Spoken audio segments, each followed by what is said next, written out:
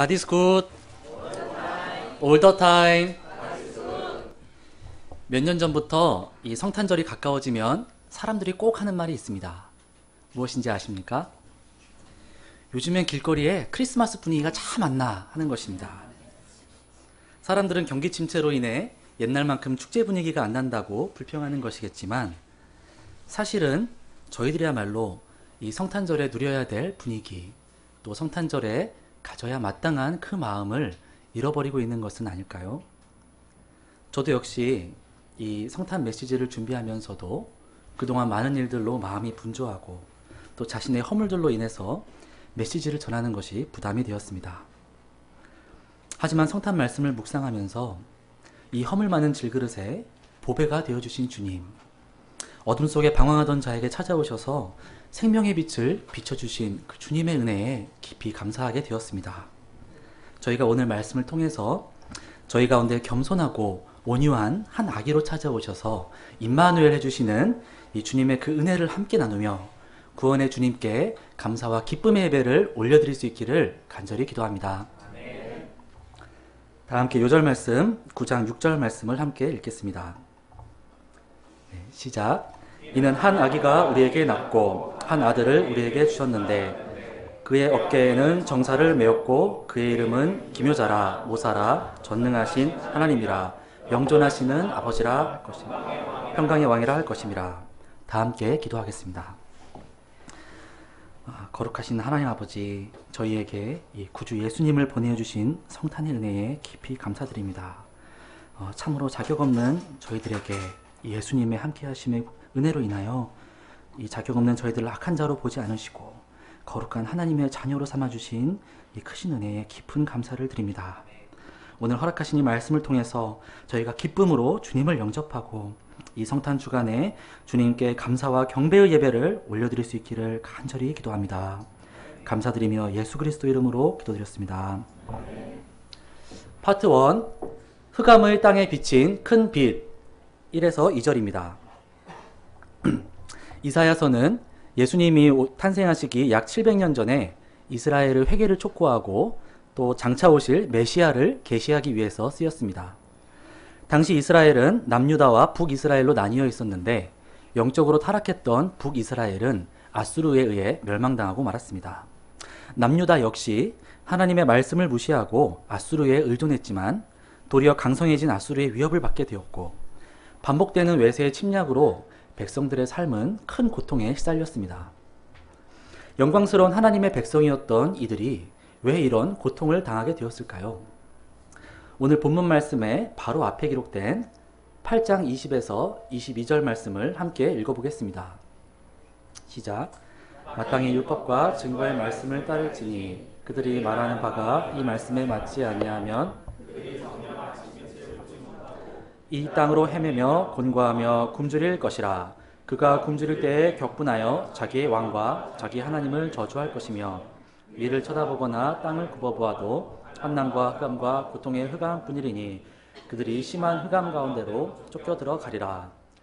하나님의 백성들이 마땅히 하나님의 말씀을 따라야 하는데 도리어 우상들과 강대국을 의지하며 말씀에 맞지 않게 삶으로 그들이 결국 환난과 고통의 흑암에 빠지게 되었습니다. 그들은 고통 중에 분노하며 적반하장으로 하나님을 원망하고 저주하기까지 합니다. 이러한 패역한 백성들의 모습은 하나님을 떠나서 자신의 죄악과 생각대로만 살아가는 우리 인생들의 어둡고 절망적인 상태를 보여줍니다. 오늘날에도 많은 사람들이 어둠 속에 헤매며 곤고한 삶을 살아갑니다. 끝이 없는 경쟁과 불평등, 질병, 가난, 불의의 사고나 인간관계에서 오는 고통들이 있습니다. 겉으로 멀쩡해 보여도 오히려 죄로 깊이 병든 일들도 많습니다. 청년들은 인생의 방향과 그 의미를 찾지 못할 때 깊은 허무와 고독함으로 인해 병들게 됩니다. 이는 마치 캄캄한 흑암 속에서 길을 걷는 것과 같습니다.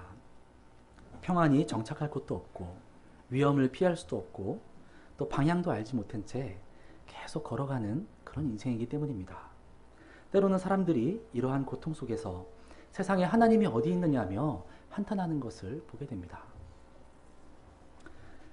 그러나 이러한 흑암 속에서 하나님께서 새로운 희망의 역사를 선포하십니다.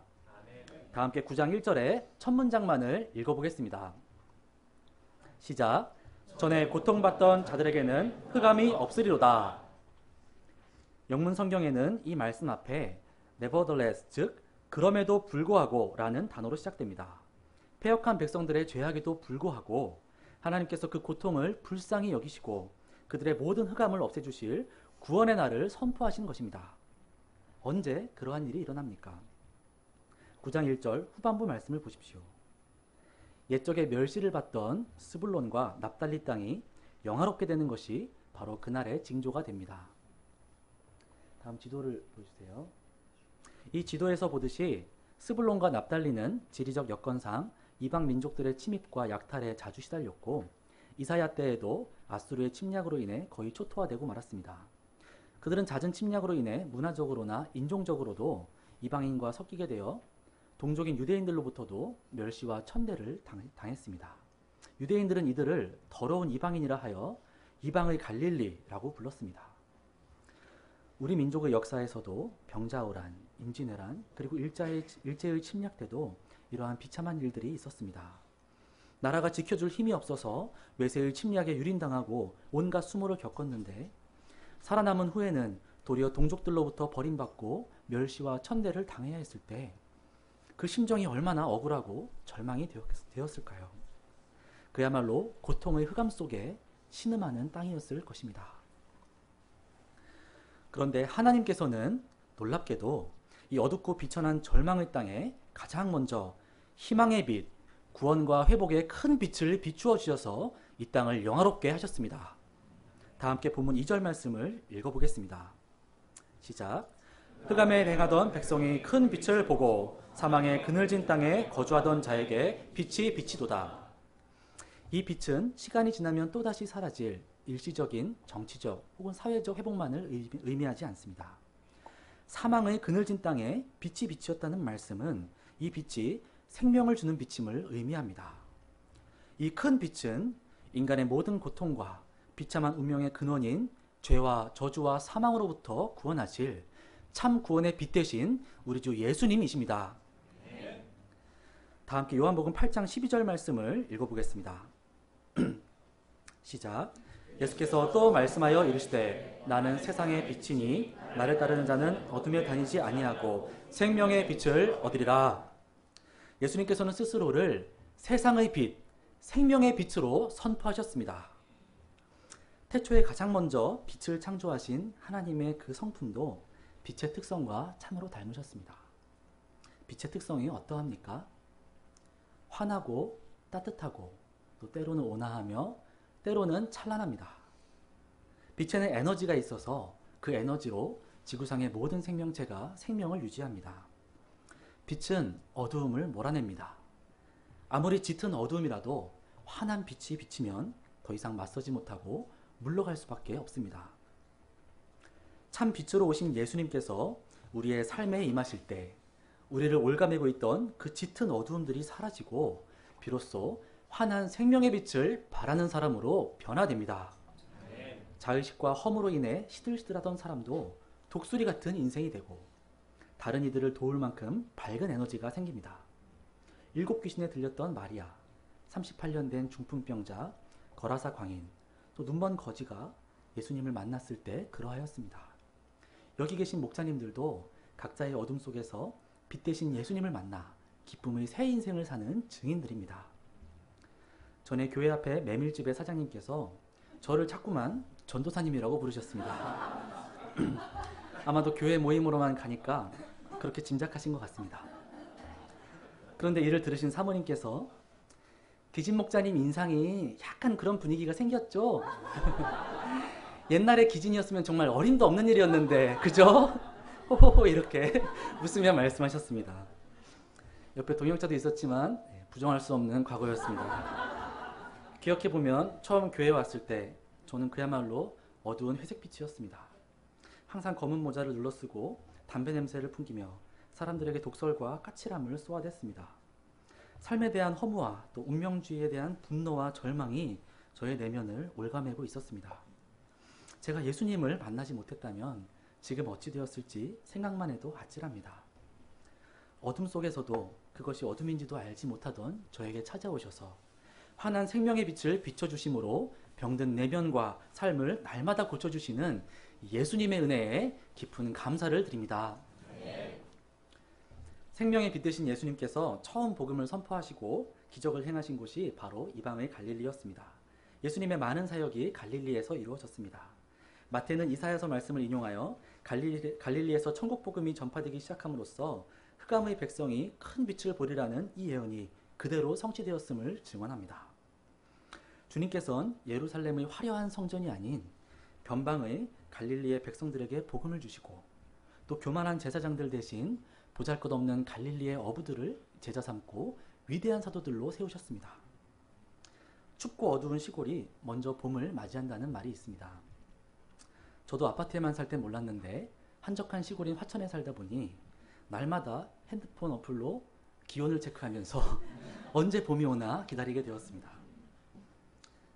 사실 사람은 본성이 교만하여서 풍족한 중에는 은혜를 당연시 여기고 궁핍하게 돼서야 이 하나님의 도우심을 구하게 되는 것 같습니다. 그러나 저희가 세상의 화려한 성공이 아니라 고난과 약함 가운데서 위로의 주님, 빛 되신 주님을 만날 수 있음에 감사를 드립니다. 영광의 주님이신데도 어둡고 비참한 곳에 임하기를 거리끼지 않으시는 그 은혜에 깊이 감사드립니다. 저희가 교만한 마음을 회개하고 겸손한 마음으로 이 주님을 영접하여서 주님께서 비춰주시는 그 생명의 빛으로 환하게 빛나는 인생이 되기를 간절히 기도합니다. 파트 2, 멍에와 채찍을 꺾으시는 주님. 3절, 4절입니다. 다 함께 3절 말씀을 읽어보겠습니다. 시작. 주께서 이 나라를 창성하게 하시며 그 즐거움을 더하게 하셨으므로 추수하는 즐거움과 탈취물을 나눌 때의 즐거움같이 그들이 주 앞에서 즐거워하오니. 네, 어떤 단어가 여러 번 반복되고 있나요? 네, 바로 즐거움입니다. 세상의 어떤 권세나 대단한 사람일지라도 시간이 지나면 결국은 쇠퇴하고 또 작아지지만 하나님의 나라는, 하나님의 통치는 갈수록 창대하게 되어 그 즐거움이 갈수록 더하여 큰 기쁨이 됩니다. 오랫동안 땀 흘려 재배한 농작물을 추수할 때의 즐거움과 또 전쟁에서 승리하고 살아남은 병사들이 전리품을 나눌 때의 즐거움은 이사야가 생각했을 때 인간이 가질 수 있는 가장 큰 즐거움을 표현한 것입니다. 저희에게 하나님의 다스리심이 확장되어 갈수록 저희의 삶은 이 기쁨과 즐거움으로 가득 차게 됩니다. 주님께서 무엇으로 이 큰 즐거움을 주실까요? 다음 4절 말씀을 함께 읽겠습니다. 시작. 이는 그들이 무겁게 맨 멍에와 그들의 어깨의 채찍과 그 압제자의 막대기를 주께서 꺾으시되 미디안의 날과 같이 하셨음이니이다. 다음 사진을 좀 보여주시겠습니까? 이 사진에서 소에게 씌워진 것이 멍에입니다. 밭을 갈기 위해서 소가 멍에를 매듯이 사람도 각자 인생의 무거운 멍에를 지고 살아갑니다. 이번 수능 전에 지진이 나서 얼마나 많은 학생들과 학부모들의 가슴이 철렁하였습니까? 그 어린 학생들이 세상에서 낙오되지 않으려 치열한 경쟁의 멍에를 메고 있습니다. 그러나 수능으로 끝나는 것이 아니라 또다시 취업 경쟁, 취직 후에는 과도한 업무와 힘든 인간관계를 견디며 가족을 부양하고 까마득한 내 집 마련과 경제적 문제들, 육아와 자녀 교육의 험난함, 이러한 것들을 안간힘을 써서 감당하다 보면 어느새 나이가 들면서 육신에 질병이 생기기 시작하고 결국 이 모든 것을 다 내려놓고 떠나야만 하는 것이 멍에를 메고 사는 인생들의 허무한 운명 같습니다. 또 저희의 어깨를 내리치는 채찍과 압제자들의 막대기는 무엇입니까? 사람들은 하나님의 다스리심을 받지 않고 하나님의 율법을 떠나면 마음껏 즐기며 자유로울 거라 생각합니다. 그러나 하나님을 떠난 인생은 결국은 냉혹한 세상과 그 권세를 잡은 사단의 압제 아래 놓이고 맙니다. 사단은 오늘날도 현란한 미디어를 통해 세상의 부귀영화가 행복을 안겨줄 것처럼 우리를 현혹시키지만 그가 원하는 것은 우리를 죄의 종으로 삼고 결국에는 빼앗고 멸망시키는 것입니다. 저희가 자유롭게 죄를 짓는 것 같지만 그것이 반복되면 나중엔 오히려 그 죄가 저희를 사로잡고 좌지우지하며 놓아주지 않습니다. 마음 가는 대로 정욕을 즐기면 행복할 것 같지만 그것은 마치 채찍과 같아서 상대방에게 혹은 배우자와 가족들에게 그리고 나 자신에게도 그 내면과 삶에 깊이 찍힌 상처를 만듭니다.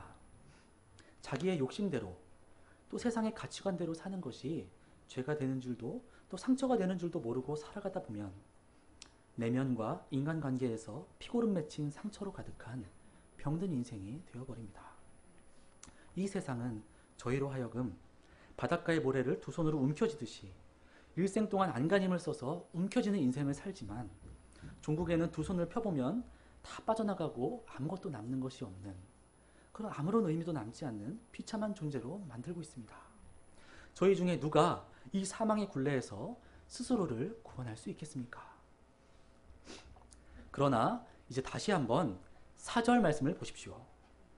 주님께서 이 멍에와 채찍과 압제자의 막대기를 어떻게 하십니까? 승리의 주님께서 저희를 종삼고 괴롭히던 사단의 세력을 꺾으십니다. 꺾으셨다는 단어가 영문 성경에는 산산이 부수어버린다는 뜻의 쉐터로 쓰였습니다.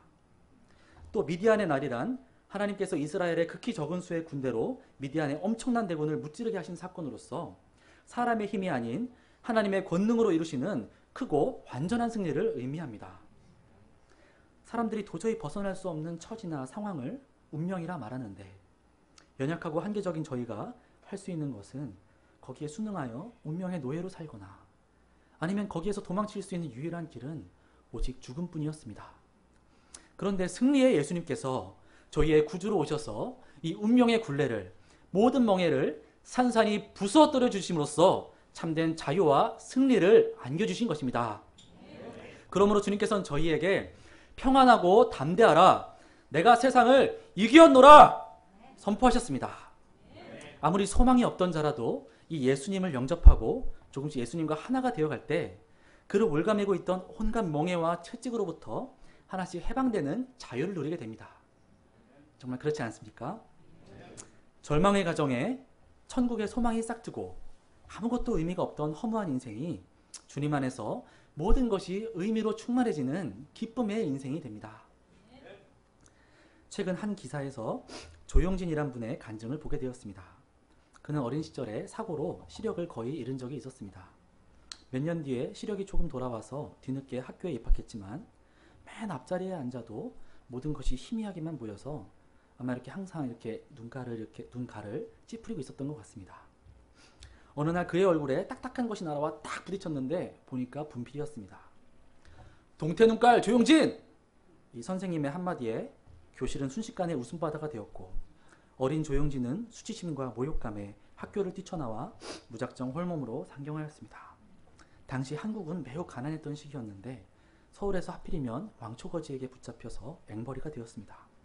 왕초는 어린 아이들에게 구걸뿐 아니라 도둑질과 강도질을 시키고 결과가 성에 안 차면 무자비하게 때렸습니다. 지옥 같은 날들이 지속되었습니다.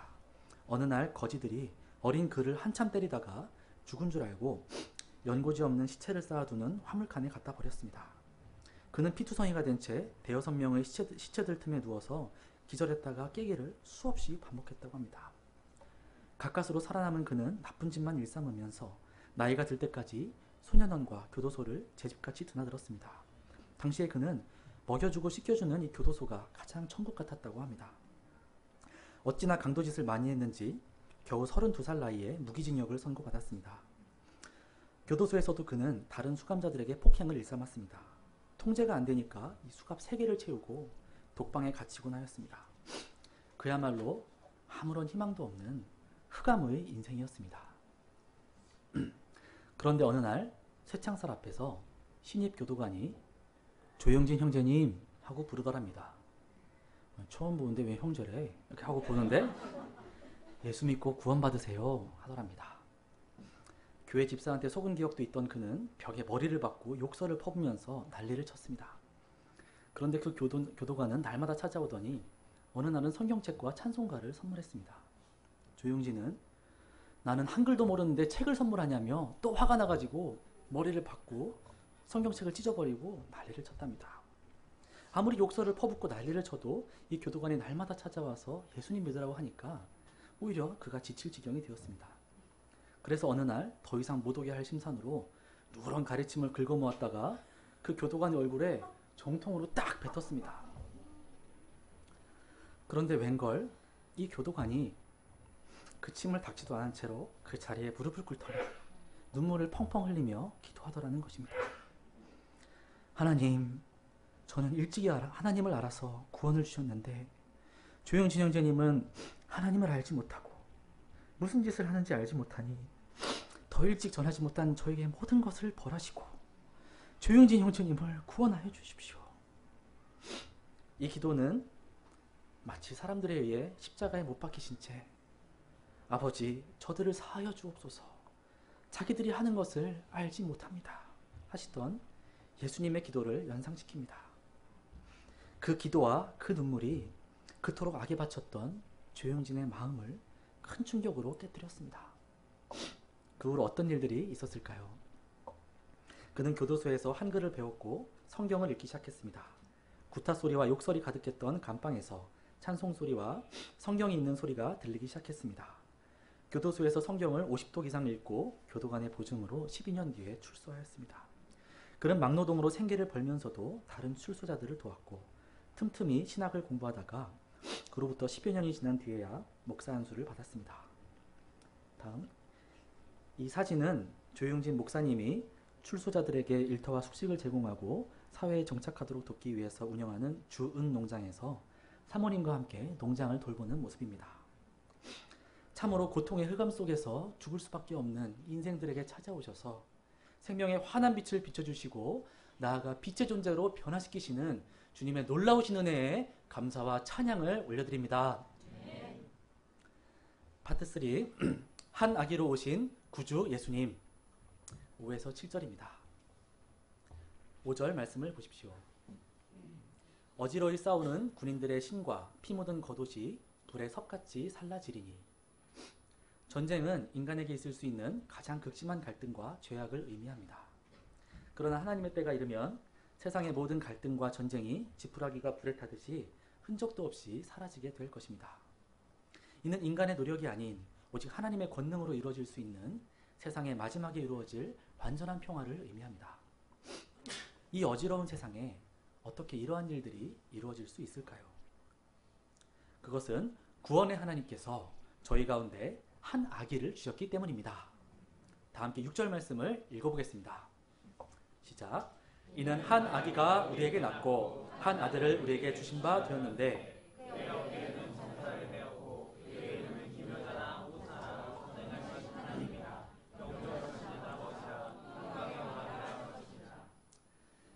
큰 군대로도 부족할 것 같은데 한 아기를 주신다니. 아기의 그 연약한 모습을 생각하면 너무나 미약하게 느껴지기도 합니다. 그러나 하나님께서는 말구유에 놓인 연약한 아기로 오신 이 예수님께 세상 만국과 하나님의 나라를 통치할 권세를 주셨습니다. 그의 이름은 기묘자라. 기묘는 영어로 원더풀 하다는 것으로 이 아기가 세상의 법칙을 초월한 기적적인 일을 행하실 분임을 의미합니다. 예수님께서 이 땅에 오신 것뿐 아니라 예수님의 삶과 십자가의 죽으심과 부활이 참으로 기묘합니다. 세상에서는 강한 자가 이깁니다. 또 싸워야지 이깁니다. 그런데 예수님께서는 이 땅에 오셔서 타락한 권력과 사단의 세력들과 창칼로 싸우신 것이 아니라 오직 하나님의 말씀에 순종하여 고난과 핍박을 당하고 십자가에서 죽기까지 하셨습니다. 그런데 하나님께서는 이 예수님에게 오히려 승리를 주시고 하늘과 땅의 모든 권세를 주셨습니다. 다 함께 빌립보서 2장 8절에서 11절 말씀을 한 절씩 저와 교독하겠습니다. 제가 먼저 첫 절을 읽겠습니다. 사람의 모양으로 나타나사 자기를 낮추시고 죽기까지 복종하셨으니 곧 십자가에 죽으심이라. 이러므로 하나님이 그를 지으시옵기로 모든 이름에 뛰어난 이름을 주사 하늘에 있는 자들과 땅에 있는 자들과 땅 아래에 있는 자들로 모든 무릎을 예수의 이름에 꿇게 하시고 모든 이름으로 예수 그리스도를 주라 시인하여 아버지의 영광을 누리게 하시니라. 죽었는데 승리하게 하시며 사람들에게 버림받았는데 지극히 높여 모든 이의 구주로 삼으셨습니다. 하나님의 기묘하신 이 구원의 섭리를 찬양합니다. 세상에서는 서로 이기고 또 높아지기 위해 싸우지만 저희는 이 예수님을 구주로 삼고 서로 이기기 위해서가 아니라 오직 하나님의 말씀에 순종하기 위해서 투쟁할 수 있기를 기도합니다. 그래서 예수님을 따라 하나님께서 주시는 참된 승리에 참여할 수 있기를 간절히 기도합니다. 모사는 카운셀러로서 법정에서의 변호사나 법정 대리인과 같이 나를 변론해 주시고 또 나에게 필요한 모든 일들을 감당해 주실 것을 의미합니다. 연약한 저희가 세상에서 강하고 담대할 수 있는 것은 구주 예수님께서 저희의 모사요, 보호자가 되시기 때문입니다. 또 그의 이름은 전능하신 하나님이시며 영존하시는 아버지이십니다. 하나님의 전능하심을 저희의 지식과 지혜로는 다 헤아릴 수가 없습니다. 이 광대하고 찬란한 우주를 창조하신 하나님, 참으로 오묘하고 아름다운 생명들을 창조하신 이 하나님을 생각할 때 그 전능하심을 경외하게 됩니다. 이스라엘은 그들을 애굽에서 큰 권능으로 이끌어내시고 홍해를 가르시며 큰 성읍들을 무너뜨리심으로 약속의 땅으로 인도하신 하나님을 생각할 때 그 전능하심을 경외하였을 것입니다. 그런데 이 높으신 하나님께서 한 아기의 모습으로 우리 곁에 오신다니 그것이야말로 사람의 지혜로는 헤아릴 수 없는 놀라운 일입니다. 오늘날 저희는 이러한 사실을 자꾸 여러 번 들어서 익숙하게 여기지만 이사야가 이 글을 썼을 당시에는 그야말로 충격적인 계시였을 것입니다. 이 계시를 그대로 전했다가 신성모독으로 몰려 돌에 맞아 죽을지도 몰랐습니다. 하지만 거룩하신 하나님께서 이 비참한 죄인들을 구원하시기 위해 한 아기의 모습으로 저희 가운데 오신다는 이 계시를 받았을 때 이사야가 느낀 그 놀라운 감격과 기쁨이 어떠했을까요? 아마도 그는 가슴이 벅차올라서 받은 말씀 그대로 선포할 수밖에 없었을 것입니다. 저희도 이번 성탄 주간에 저희 가운데 오신 이 구원의 하나님을 생각하며 기쁨의 감격을 되찾을 수 있기를 간절히 기도합니다. 문둥병이라고 불리던 나병 환자들이 모여 살던 소록도에 그들을 돕던 목사님이 있었습니다. 나병에 걸리면 살이 썩고 문드러져서 코와 입술과 눈꺼풀이 떨어져 나가고 또 손가락이 잘려나간 곳에는 누런 고름이 차게 됩니다. 목사님은 나병 환자들의 그 피고름을 입으로 팔아주며 그들을 돕고 또 복음을 전하려고 애를 썼지만 신체가 건강한 목사님과 항상 아픔으로 고통한 나병 환자들 사이에 허물기 힘든 벽이 있었습니다. 그렇게 7년 동안 나병 환자들을 섬기던 목사님은 어느 날 새벽 기도 시간에 하나님, 저도 나병 환자가 되게 해주십시오 울며 기도했다고 합니다. 그런데 이 기도를 들은 환자들이 다가와서 목사님을 감싸 안으며 목사님은 이미 저희들의 식구입니다 말하였고 목사님은 그 후로 몇 년을 더 그들의 애환과 고통을 함께 나누며 깊은 행복을 누렸다고 말합니다. 거룩하신 주님께서 친히 죄인들의 아버지요 형제가 되어주신 이유가 무엇입니까?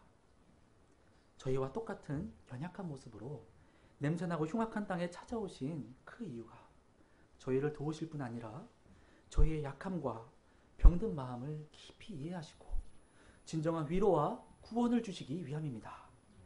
이를 위해서 주님께서 저희의 고통과 슬픔을 친히 감당하셨습니다. 이사야서 53장 4, 5절 말씀을 함께 읽어보겠습니다. 시작. 그는 실로 우리의 질고를 지고 우리의 슬픔을 당하였거늘 우리는 생각하기를 그는 징벌을 받아 하나님께 맞으며 고난을 당한다 하였노라. 그가 찔림은 우리의 허물 때문이요 그가 상함은 우리의 죄악 때문이라. 그가 징계를 받음으로 우리는 평화를 누리고 그가 채찍에 맞음으로 우리는 나음을 받았도다. 강압적인 힘과 채찍으로는 죄인들을 마음으로부터 돌이킬 수가 없기에 주님께서는 하늘 보좌를 버리고 겸손과 이해와 사랑으로 한 아기가 되어 저희 가운데 오셨습니다. 저희의 모든 아픔과 약함을 이해해 주시고 능히 도우시는 주님을 만날 때 세상이 줄 수 없는 승리와 평안을 누릴 수 있습니다. 진정한 구주요 평강의 왕이신 우리 주 예수님을 찬양합니다. 마지막 말씀인 7절 말씀을 읽어보겠습니다. 시작. 그 정사와 평강의 거함이 무궁하며 또 다윗의 왕자와 그의 나라에 군림하여 그 나라를 굳게 세우고 지금 이후로 영원히 정의와 공의로 그것을 보존하실 것이라. 만군의 여호와의 열심히 이를 이루시리라. 다윗의 왕자란 약속의 말씀에 따라 다윗의 후손인 예수님을 통해 이루어질 하나님의 나라를 뜻합니다. 예수님께서 하나님의 나라를 굳게 세우시고 정의와 공의로 영원히 다스리실 것입니다. 저희 가운데 이미 시작된 이 하나님의 나라가 온전히 이루어지기까지 만군의 하나님의 열심히 이를 이루실 것입니다. 네. 결론입니다.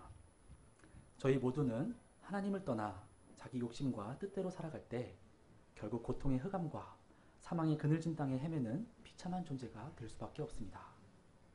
그러나 저희를 긍휼히 여기시는 하나님 아버지께서 저희에게 예수님을 보내주셔서 저희의 무거운 멍에와 운명의 굴레를 산산이 부서뜨리는 그 은혜를 주셨습니다. 저희가 생명의 빛이신 예수님께 저희의 다친 마음을 활짝 열어드리고 저희의 구주요 왕으로 모실 수 있기를 간절히 기도합니다. 주님께서 빛으로 임하실 때 숨어있던 그 모든 어둠이 하나씩 치유되고 갈수록 창성해지는 참된 자유와 기쁨을 누리게 될 것입니다.